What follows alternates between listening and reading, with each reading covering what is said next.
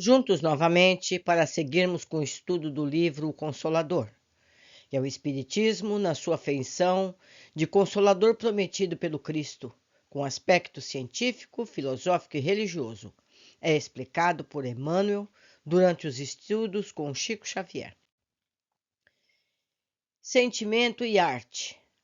Os itens que serão abordados são a arte, o artista e a missão, educação do artista, o gênio, o psiquismo dos artistas, recordações do infinito, os grandes músicos, os espíritos e os valores artísticos, disciplina da emotividade, o gênio e o mal, enriquecimento artístico da personalidade, arte antiga e arte moderna. Questão 161. O que é arte? Resposta de Emmanuel.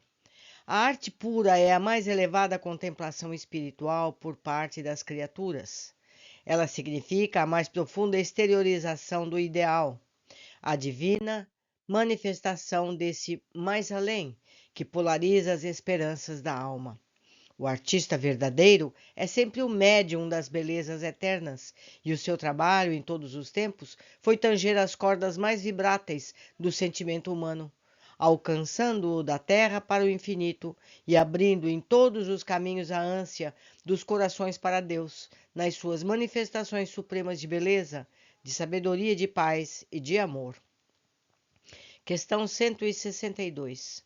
Todo artista pode ser também um missionário de Deus? Resposta: os artistas, como os chamados sábios do mundo, podem enveredar igualmente pelas cristalizações do convencionalismo terrestre, quando nos seus corações não palpite a chama dos ideais divinos, mas, na maioria das vezes, têm sido grandes missionários das ideias, sob a égide do Senhor, em todos os departamentos da atividade que lhes é próprio, como a literatura, a música, a pintura, a plástica. Sempre que a sua arte se desvencilha dos interesses do mundo, transitórios e perecíveis, para considerar tão somente a luz espiritual que vem do coração uníssono com o cérebro nas realizações da vida, então o artista é um dos mais devotados missionários de Deus, porquanto saberá penetrar os corações na paz da meditação e do silêncio, alcançando o mais alto sentido da evolução de si mesmo e de seus irmãos em humanidade. Questão 163. Pode alguém se fazer artista tão só pela educação especializada em uma existência? Resposta de Emmanuel. A perfeição técnica individual de um artista, bem como as suas mais notáveis características, não constitui a resultante das atividades de uma vida, mas de experiências seculares na terra e na esfera espiritual, porquanto o gênio, em qualquer sentido, nas manifestações artísticas mais diversas, é a síntese profunda de vidas numerosas em que a perseverança e o esforço se casaram para as mais brilhantes florações da espontaneidade. Questão 164. Como devemos compreender o gênio?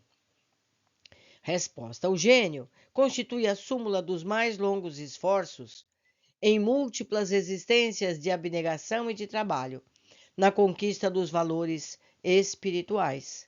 Entendendo a vida pelo seu prisma real, muitas vezes desatende ao círculo estreito da vida terrestre, no que se refere às suas fórmulas convencionais e aos seus preconceitos, tornando-se um estranho no seu próprio meio, por suas qualidades superiores e inconfundíveis.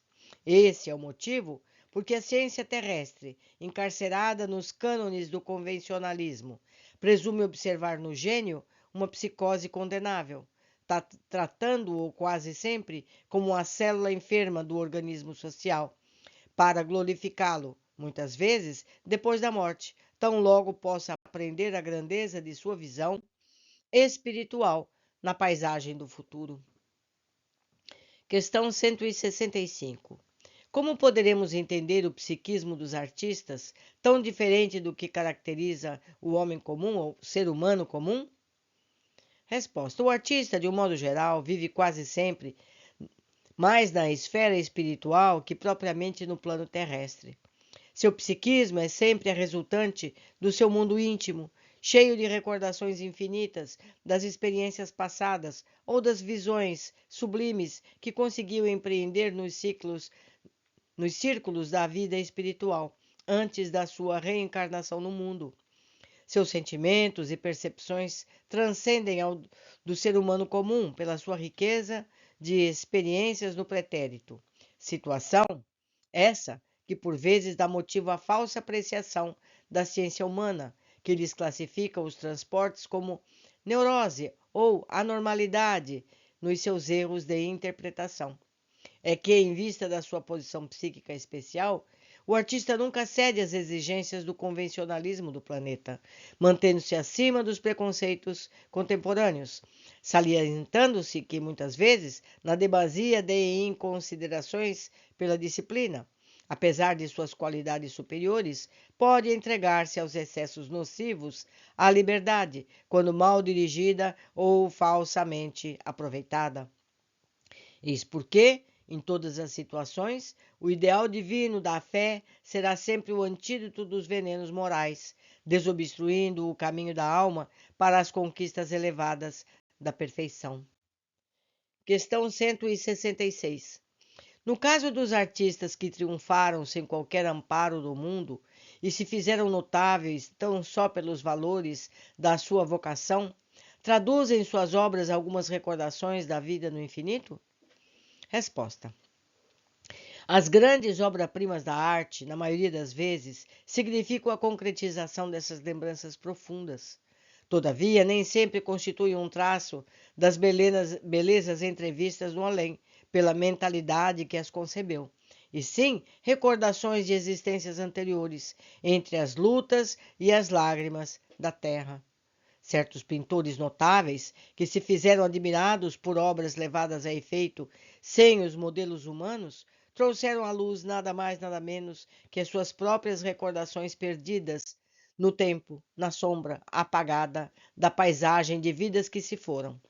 Relativamente aos escritores, aos amigos da ficção literária, nem sempre as suas concepções obedecem à fantasia, porquanto são filhas das lembranças inatas com as quais recompõe o drama vivido pela sua própria individualidade nos séculos mortos.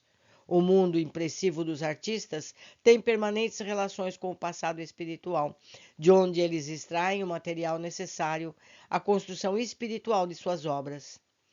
Questão 167. Os grandes músicos, quando compõem peças imortais, podem ser também influenciados por lembranças de uma existência anterior? Resposta: essa atuação pode verificar-se no que se refere a possibilidades e às tendências, mas no capítulo da composição, os grandes músicos da Terra, com méritos universais, não obedecem a lembranças do pretérito, e sim a gloriosos impulsos das forças do infinito, porquanto a música na Terra é, por excelência, a arte divina. As óperas imortais não nasceram do londo terrestre, mas da profunda harmonia do universo, cujos cânticos sublimes foram captados parcialmente pelos compositores do mundo em momentos de santificada inspiração. Apenas desse modo podereis compreender a sagrada influência que a música nobre, ópera das almas, arrebatando-as em quaisquer ocasiões às ideias indecisas da terra, para as vibrações do íntimo com o infinito. Questão 168. Os espíritos desencarnados cuidam igualmente dos valores artísticos no plano invisível para os seres humanos? Resposta: temos de convir que todas as expressões de arte na Terra representam traços de espiritualidade, muitas vezes estranho à vida do planeta. Através dessa realidade, podereis reconhecer que a arte, em qualquer de suas formas puras, constitui objeto da atenção carinhosa dos invisíveis, como possibilidades outras que o artista do mundo está longe de imaginar. No além, é com o seu concurso que se reformam os sentimentos mais impiedosos, predispondo as entidades infelizes às experiências expiatórias e purificadoras.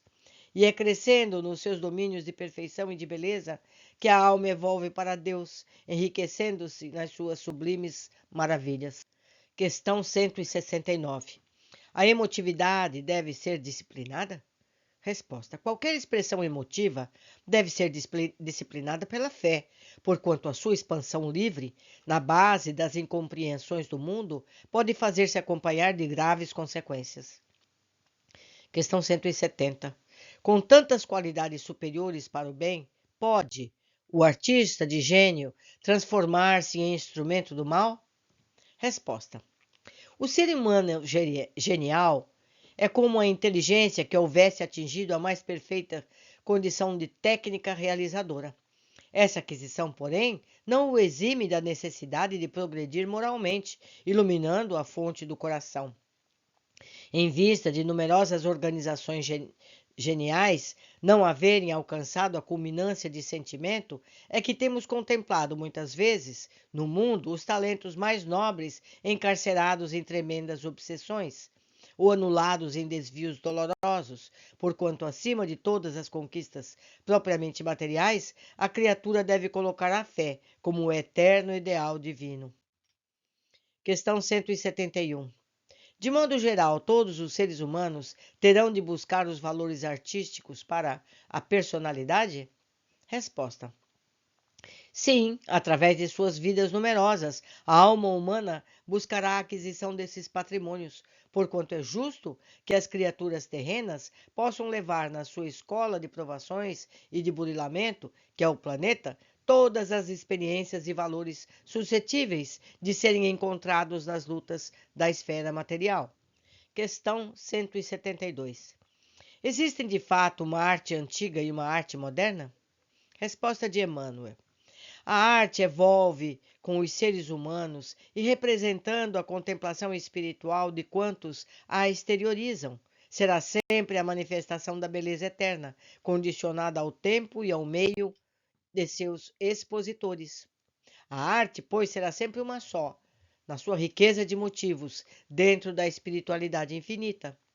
Poderemos, contudo, que se existe hoje grande número de talentos, com a preocupação excessiva de originalidade, dando curso às expressões mais extravagantes de primitivismo, esses são os cortejadores inquietos da glória mundana, que, mais distanciados da arte legítima, nada mais conseguem que refletir a perturbação dos tempos que passam, apoiando o domínio transitório da futilidade e da força.